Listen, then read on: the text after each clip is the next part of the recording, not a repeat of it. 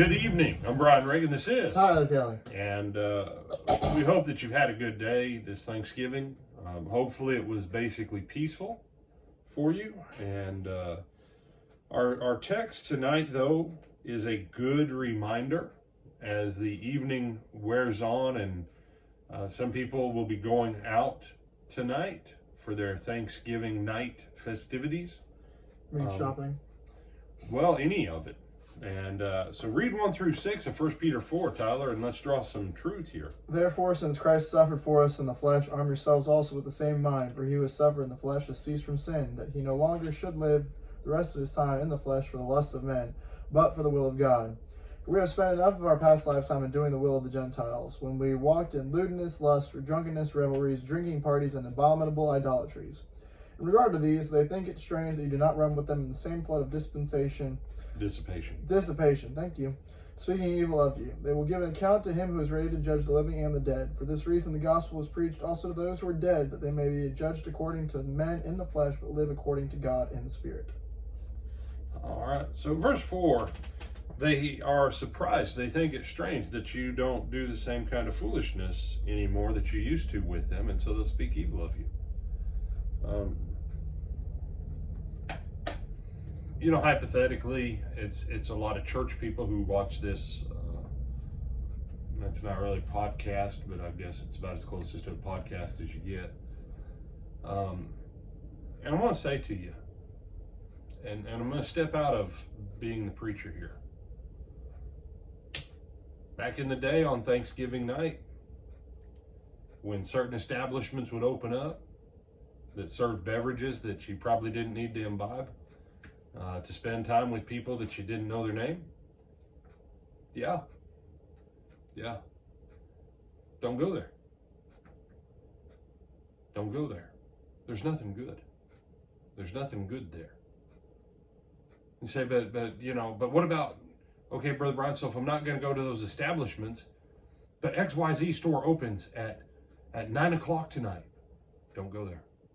Don't go there. You see, normally when we preach this passage, most preachers, they like to talk about it with stuff that most of their congregation doesn't have an issue with, like drunken fornication with strange people in establishments where you shouldn't have been in the first place. That most church people don't really have an issue with that. You say, oh, I know. There's some people do, but that's generally how this is preached. But listen to the other wording there, right? Doing what the Gentiles do. This should make you think back to Matthew chapter 6, when Jesus says, you're always chasing after food, clothing, drink, all these material things. That's what the Gentiles do. But as kingdom people, if you put the kingdom first, the Father will add these things to you. You don't have to chase after them anymore. He'll give them to you. And I want to invite you to step out of the holiday time of always watching for good deals to buy more stuff to give to people or to get for yourself, and ask yourself honestly, am I still being like the Gentiles? I'm going to meddle now. If you're waiting outside of a store somewhere for some great deal on an LED TV, you're just like the Gentiles.